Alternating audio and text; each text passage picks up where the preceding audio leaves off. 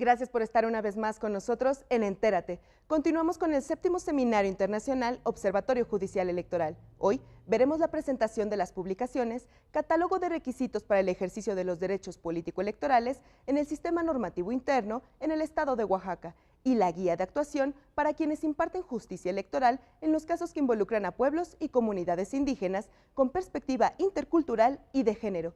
Ningún derecho puede existir si no se complementa con otro. Por ello, es fundamental que las resoluciones se fundamenten en la ley, pero que también tomen en cuenta el respeto, la gratitud, la conciencia y la cosmovisión de los pueblos y comunidades indígenas, temas abordados en estas publicaciones. Acompáñenos, por favor.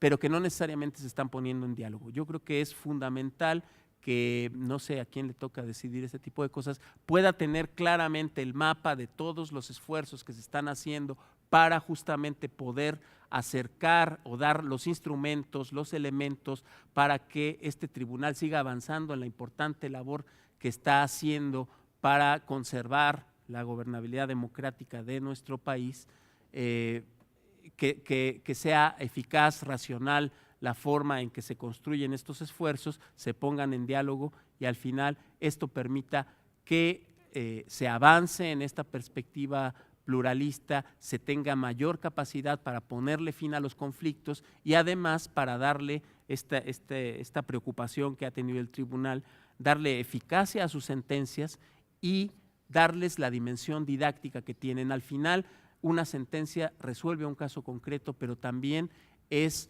una oportunidad para que las instituciones den a la sociedad un elemento que permita ampliar su cultura democrática, forjar nuevas perspectivas, ir ampliando la capacidad de nuestra sociedad de tener alternativas democráticas a las problemáticas que enfrenta. Pues yo aquí lo dejaría. Muchas gracias por su atención.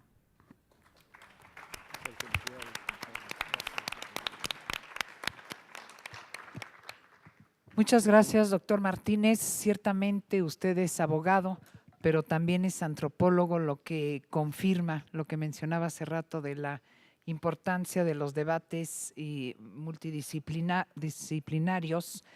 Y en efecto, el Poder Judicial ha evolucionado hacia una construcción de una vida social y el Tribunal Electoral, insisto, en este aspecto lo ha hecho más si se toma en cuenta que todavía no llega a la mayoría de edad. Muchas gracias. Magistrado Constancio Carrasco Daza, le doy a usted el uso de la voz.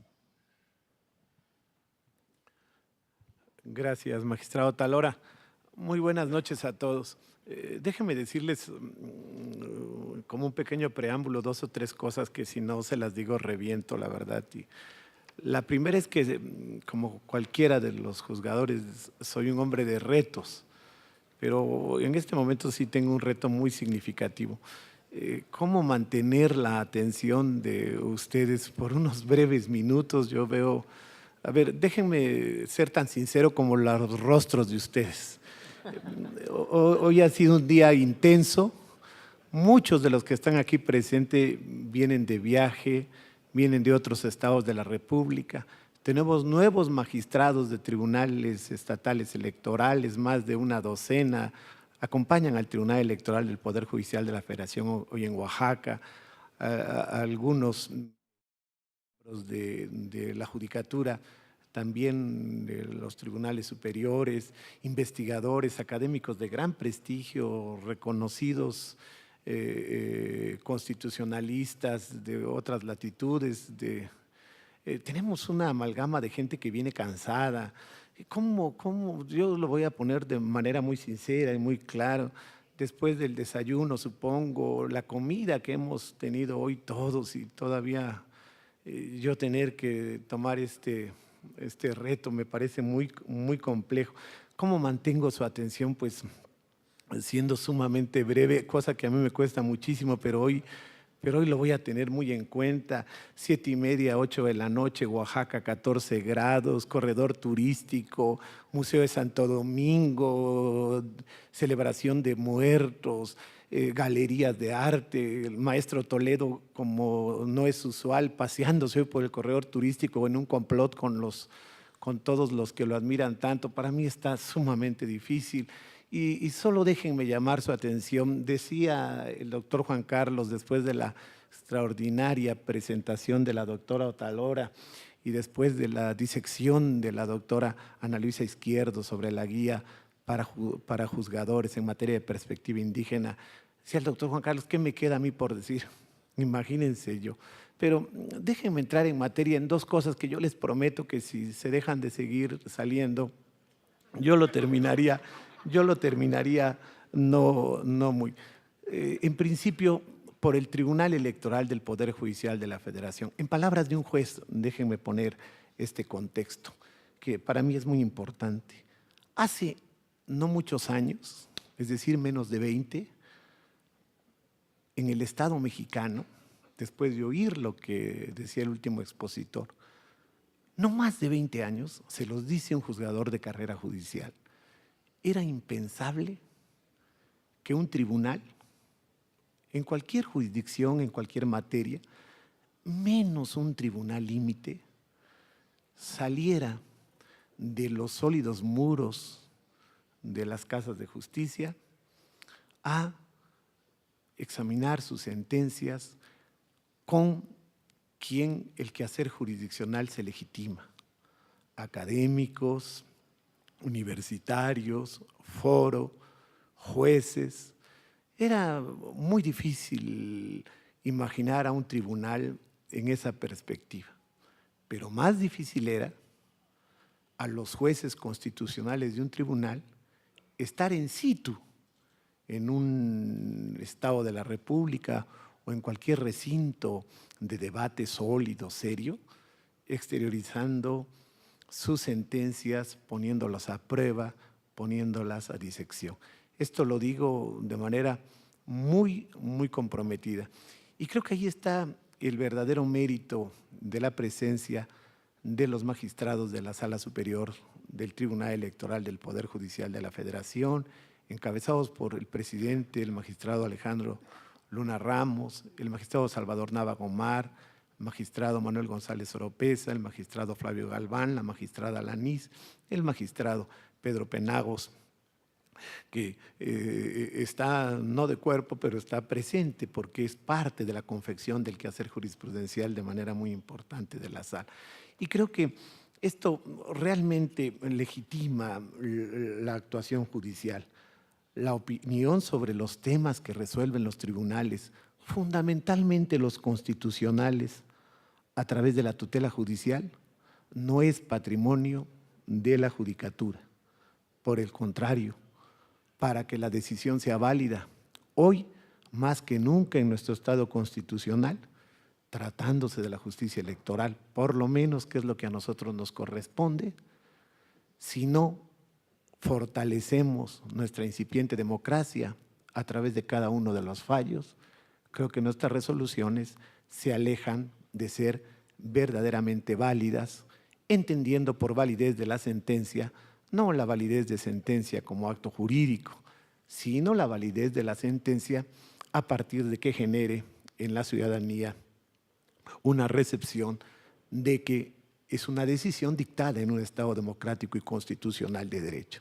Si una decisión se aleja de los parámetros de convencionalidad y de constitucionalidad, si se aleja de la consolidación del modelo democrático, pues no es una sentencia válida desde el punto de vista fáctico, que es el que armoniza las relaciones sociales. Esto es así de claro, esta es mi percepción sobre los fallos. Yo quisiera dos o tres, permítanme la expresión, pinceladas sobre el quehacer jurisprudencial de la Sala Superior y sobre la guía de actuación de los juzgadores. La primera es indispensable poner el tema en contexto. Los derechos políticos, el magistrado González Oropeza lo explicaba con esa capacidad de historiador constitucional que tiene. Decía, tenemos un precedente del estado de Morelos, de aquellos diputados que fueron hacia la justicia constitucional a través de la acción de constitucionalidad, a plantear un tema atinente a derechos políticos, su posibilidad de participar, recuerdo este tema así de manera vaga, en la elección o la elección para un gobernador, creo que era un gobernador interino, no recuerdo de manera muy puntual el tema, y creo que dimensiona a donde yo los quiero llevar. Lo cierto es que en México no hubo tutela de derechos políticos electorales, por lo menos en el siglo pasado, así de claro. Hace días convivíamos en la sala superior con jueces constitucionales y con jueces de instancia de Ohio, con académicos de la Universidad de California en Los Ángeles. Hicimos un repaso, me incluyo porque ellos lo explicaban y yo lo hacía, hicimos un repaso interesantísimo sobre la protección de los derechos políticos de los ciudadanos en Estados Unidos. Déjenme decirlo, hicimos un repaso casi de 3 siglos de perspectiva de la Suprema Corte de Justicia de Estados Unidos, fundamentalmente de 3 derechos políticos, que son columna vertebral de todo Estado absolutamente consolidado en esa perspectiva. Libertad de expresión, de frente al debate político, fundamentalmente en medios de comunicación escrita y en medios de comunicación electrónica, los precedentes que todos ustedes saben y que no tengo la mínima intención de planteárselos, sobre el derecho a la información de los ciudadanos de frente a los procesos electorales, en el debate político y fundamentalmente en el desempeño de las autoridades en Estados Unidos. Y escuchábamos con muchísima atención la jurisprudencia norteamericana que se confeccionaron en la primera mitad del siglo pasado y fundamentalmente a inicios de la segunda mitad del siglo pasado. Y déjenme decirlo y ponerlo en esta perspectiva. Nuestra jurisprudencia en materia de derechos políticos es una jurisprudencia construida hace escasos 20 años. Tenemos como Tribunal Electoral, cuando se cuestiona por qué el tan significativo número de juicios para la protección de derechos políticos electorales, ¿a qué se debe esa volumetría? ¿A qué se debe tanto debate jurisdiccional sobre derechos políticos? Pues el tema es muy claro. Por más de medio siglo tuvimos un partido de Estado, ni lejanamente éramos una democracia consolidada, es una perspectiva por supuesto muy personal, y es lógico, el ciudadano acudía de manera nula a las instancias del Estado a reclamar la vigencia de sus derechos políticos y concretamente no había tutela judicial efectiva de esta clase de derechos. En esa perspectiva es que yo pongo el tema de los derechos políticos y su crecimiento muy importante en nuestro orden constitucional y legal. Finalmente, déjenme traer a un tema que para mí es fundamental en esta lógica de debate y que a mí me gustaría socializar con ustedes, si me permiten el atrevimiento. ¿Cuáles son los verdaderos derroteros de la justicia constitucional en materia de derechos políticos, pero que atienden concretamente a los casos de violaciones a los derechos individuales y colectivos de las comunidades indígenas, como sucede eventualmente en el estado de Oaxaca, en el estado de Guerrero, en menos escala en la perspectiva de tutela judicial, en el estado de Chiapas, Michoacán y Chihuahua, que creo que somos dentro del mapa nacional los que más acuden a la jurisdicción electoral a este debate. ¿Cuál es el gran reto que tiene la justicia constitucional electoral de frente a este tema y que es muy importante socializar con ustedes? Y es conciliar la autodeterminación de los pueblos y comunidades indígenas que se rigen bajo sistemas normativos internos, es decir, conciliar su derecho a autodeterminarse desde la multiculturalidad con nuestro bloque de constitucionalidad. Ese es el reto que hemos tenido en ya casi el medio millar de asuntos que en esta integración hemos resuelto de temas atinentes a sistemas normativos internos de cara al bloque de constitucionalidad. Es de esta dimensión el tema. Es decir, ¿cuáles son los principales retos que hemos tenido tanto las salas regionales del Tribunal Electoral como la Sala Superior de frente a este tema? Para ponerles a ustedes en esta lógica el debate. ¿Cómo conciliar en la perspectiva del derecho constitucional y del propio bloque de constitucionalidad de autodeterminarse, autogobernarse en toda la extensión de la palabra, en lo que implica en un Estado constitucional y democrático de derecho, de las comunidades que se rigen bajo este sistema, hacerlos compatibles con el bloque de constitucionalidad?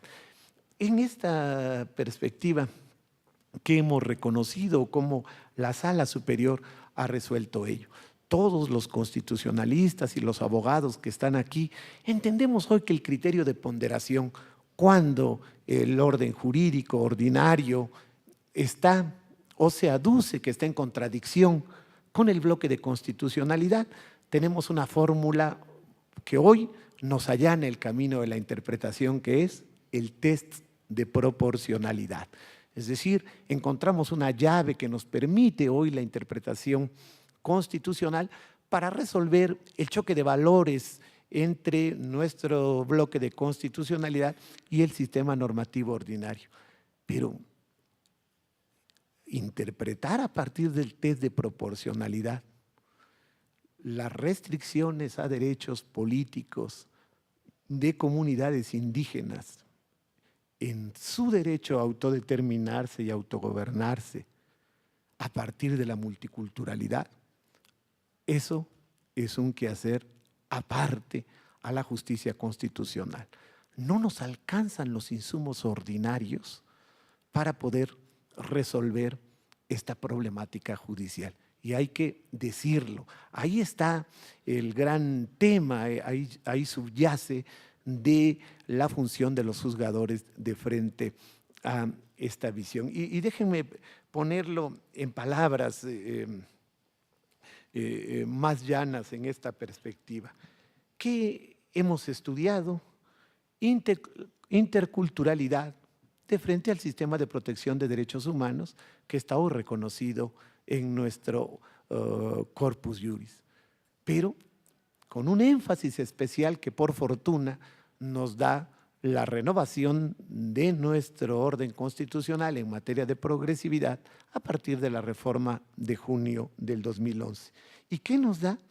La decisión judicial de frente a las restricciones de derechos políticos, pero a partir de la autodeterminación, a partir de la autonomía de los pueblos para gobernarse en su perspectiva multicultural.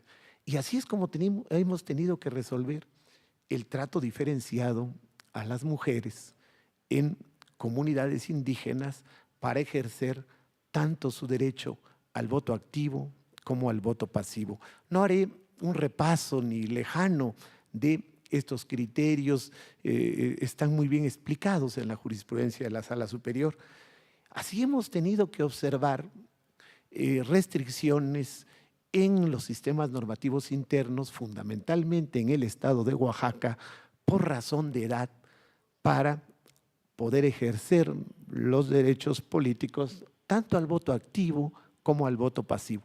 Pero no solo la edad mínima para poder ejercer los derechos políticos de votar y ser votado, sino también la edad máxima para poder ejercer estos derechos, aunque creo que muchos de ustedes tienen sus reservas ante estas afirmaciones que estoy haciendo con sumo cuidado en el estado de Oaxaca. Déjenme ponerles ese contexto que desde la perspectiva de juzgador de la Sala Superior a mí me parece indispensable.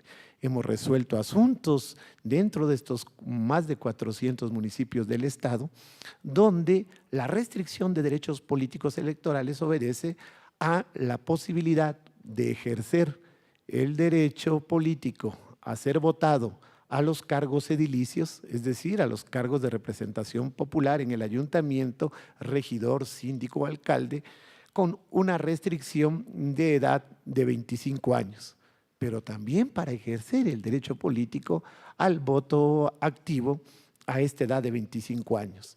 Lo primero que todos estamos pensando, sobre todo quienes no estamos inmersos de manera cotidiana en esta clase de restricciones a derechos políticos, es, pues esta restricción debe resolverse en términos de nuestro bloque de constitucionalidad que determina que el ejercicio de los derechos de ciudadanía inicia con los 18 años de edad en cuanto al voto activo.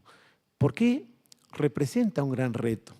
Porque en esa perspectiva no tenemos de frente que hacer un análisis de manera superficial, esto es lo que parece, de la ponderación del test de proporcionalidad de frente a esta restricción, porque el orden constitucional establece de manera expresa, pero la solución está muy lejana de ser así de simple y de ser así de sencilla. ¿Y por qué en esa lógica se complica esta decisión?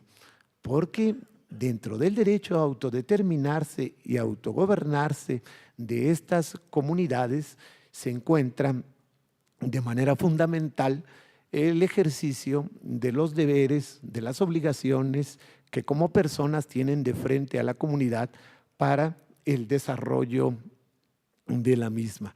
Es decir, el sistema de cargos que se tienen que tener en las comunidades, el trabajo en favor de estas comunidades, muchas veces limitan en esa perspectiva la posibilidad de que a los 18 años se puedan ejercer los derechos políticos. Y entramos en una problemática mayúscula de frente a la manera de interpretar a partir de la perspectiva judicial ordinaria esta clase de asuntos. Igual nos ha sucedido con limitaciones al ejercicio de los derechos políticos, fundamentalmente el de ser votado, en algunas comunidades con más de 60 años de edad. Parece que la solución en esa clase de casos tiene una lógica menos complicada, por ponerlo en alguna definición de ese modo. Lo mismo nos ha pasado con la exclusión por no pertenecer a la comunidad. Una problemática mayúscula desde la perspectiva de los avecindados en estos municipios que han sido verdaderamente devorados por el fenómeno de la conurbación. ¿Cómo explicar en la sede judicial en estos municipios que se rigen bajo el sistema normativo interno, cómo conciliar su sistema normativo a través de la elección de sus autoridades municipales con el fenómeno de avecindados que la mayoría de las veces, propio de la explosión demográfica de la conurbación, son superados en número precisamente por los avecindados?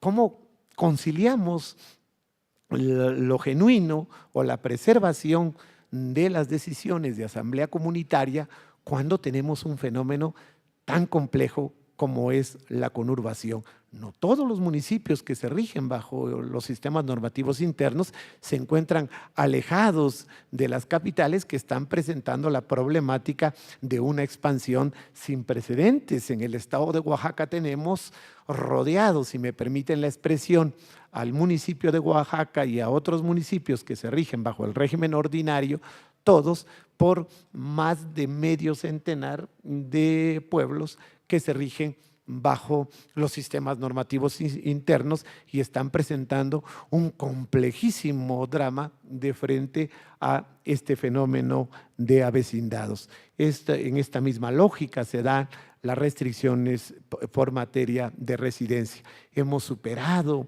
con mayor o sin un trama tan complejo, problemas como los requisitos de saber leer y escribir, fundamentalmente para ejercer los cargos en estas comunidades edilicios. Y lo hemos superado, creo, la Sala Superior y las salas regionales del Tribunal Electoral en una perspectiva de absoluta progresividad a partir del reconocimiento de las limitaciones de toda índole que tienen muchas de estas comunidades para tener un acceso por lo menos mínimo a la educación básica.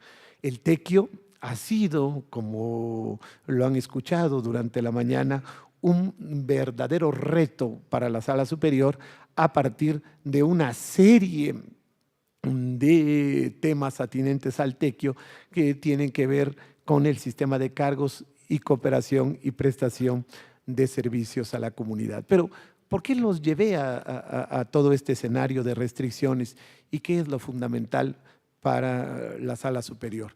Y creo que el gran tema que subyace en mi perspectiva muy respetuosa y como una posición, por supuesto, absolutamente personal, es que hoy está a debate nuestra jurisprudencia y el Estado de Oaxaca es, por su multiculturalidad, creo que es una extraordinaria oportunidad para que desde la perspectiva académica se analice nuestro acervo de jurisprudencia de frente a las restricciones de derechos políticos en comunidades que se rigen por los sistemas normativos internos y la perspectiva de los magistrados, fundamentalmente de la Sala Superior, de la compatibilidad o falta de compatibilidad de las normas de esta naturaleza de frente a nuestro renovado bloque de constitucionalidad.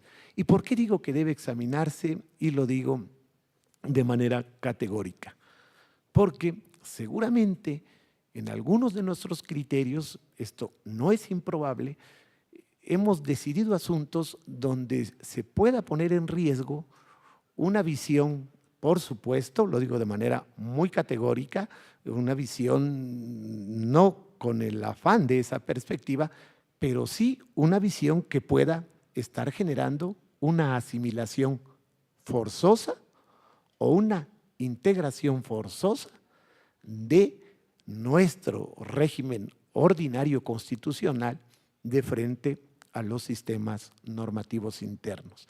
Debe haber algún criterio o algunos criterios de la Sala Superior, y esto es la perspectiva de un juez desde la crítica, que seguramente no esté lejana o que esté bordando la frontera de un criterio que pueda generar un problema de asimilación forzosa de nuestro régimen ordinario a los sistemas normativos internos.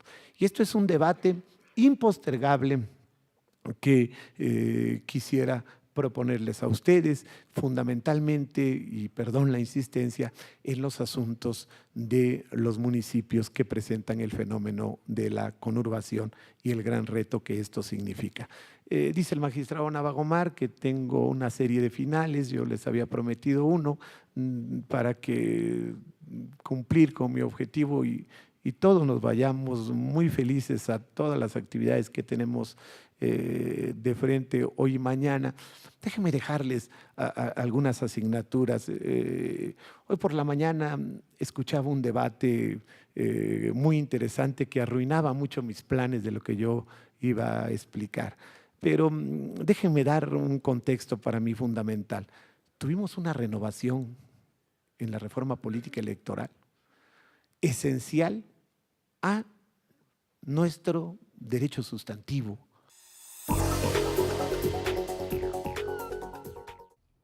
Gracias por su atención. Los esperamos en la siguiente emisión de Entérate. Soy Roxana Noriega. Hasta la próxima.